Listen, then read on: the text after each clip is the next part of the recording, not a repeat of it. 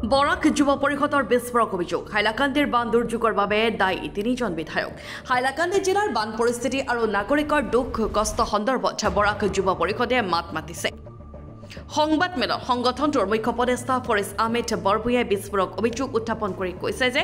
জিলাখনৰ তিনিজন বিধায়ক জলসম্পদ বিভাগৰ কাম-কাজত ব্যাপক দুৰ্নীতিৰ সৈতে জড়িত তেওঁ দাবী কৰিছে যে এই তিনিজন বিধায়ক হাইলাকান্দিৰ জাকিৰ হুছেইন লস্কৰ আলগাপুৰৰ নিজামুদ্দিন চৌধুৰী আৰু কাটলি সাৰাৰ সুজাম উদ্দিন লস্কৰে জিলাখনৰ স্বাৰ্থতকৈ নিজৰ স্বাৰ্থক অগ্ৰাধিকাৰ দিছে ফৰিজ আহমেদ বৰভূঞাই অভিযোগ কৰি কৈছে যে জলসম্পদ বিভাগৰ বিভিন্ন প্ৰকল্পৰ ঠিকা ভিত্তিক কাম বিধায়কৰ ঘনিষ্ঠ লোকক বিতৰণ কৰি কোটি কোটি টকা আত্মসাৎ কৰা হৈছে নদীৰ মথাউৰি নিৰ্মাণৰ ক্ষেত্ৰতো গাফিলতি ফলত জিলাখনৰ জনসাধাৰণে প্ৰতি বছৰে ভয়ংকৰ বানপানীৰ দুৰ্দশা ভুগিবলগীয়া হৈছে হাইলাকান্দি জিলাৰ জলসম্পদ বিভাগৰ অধীনত যোৱা 10 বছৰ চলি থকাৰ সকলো প্ৰকল্পৰ ওপৰত দণ্ডাধীশৰ তদন্ত কৰিব লাগে বুলিও তেওঁ মন্তব্য কৰিছে বৰাক যুৱ পৰিষদৰ দাবী আছে এই প্ৰকল্পসমূহ সঠিকভাৱে ৰূপায়ণ নোহোৱাটো কেৱল চৰকাৰী প্ৰতিবেদনেই নহয় প্ৰকৃত পৰিস্থিতিৰ পৰাও প্ৰমাণিত হৈছে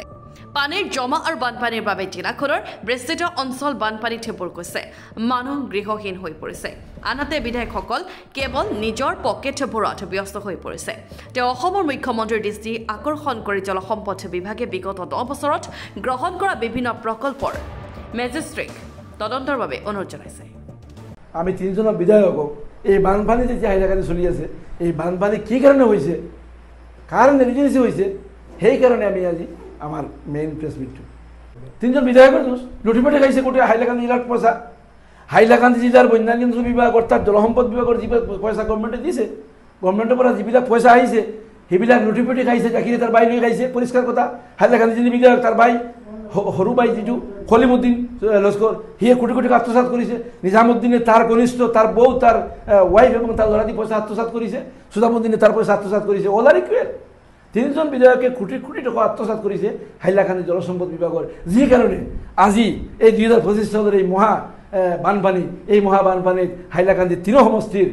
মানে ৰাইজবিলাক আজি অস্তিত্ব বিপন্ন আৰু সেই সকল বিধায়কে ত্ৰাণ শিবিৰত গৈ কৈছে মই ত্ৰাণ দি আছো মই এই দি আছো সেই দি আছো কিন্তু এইবিলাকে যেতিয়া টকা আত্মসাৎ কৰিছে লক্ষ কোটি কোটি কোটি টকা অনলি SDRFত যোৱা 9 যে ইয়াৰ্ছ যোৱা 9 বছৰত আৰু যদি নহয় মিনিমাম 80 পৰা 100 কোটি টকা আত্মসাৎ কৰিছে নিজাম সুজাম জাকিৰ নিজাম সুজামে 10 বছৰ 9 বছৰ লুণ্ঠন কৰিছে আৰু জাকিৰ হুছেইনে 4 বছৰ লুণ্ঠন কৰিছে সুতৰাং উই ওয়ান্ট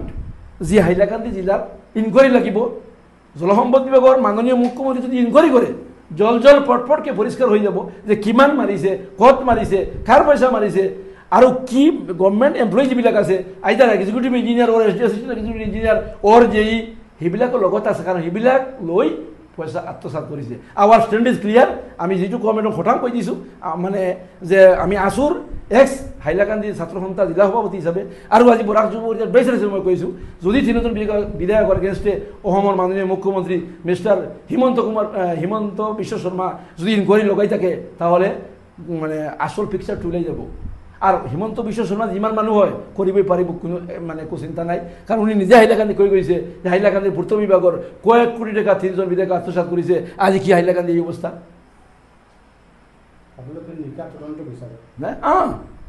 স্বচ্ছ ভাৱমূৰ্তি লৈ তদন্ত লাগে বিচাৰ বিভাগত লাগে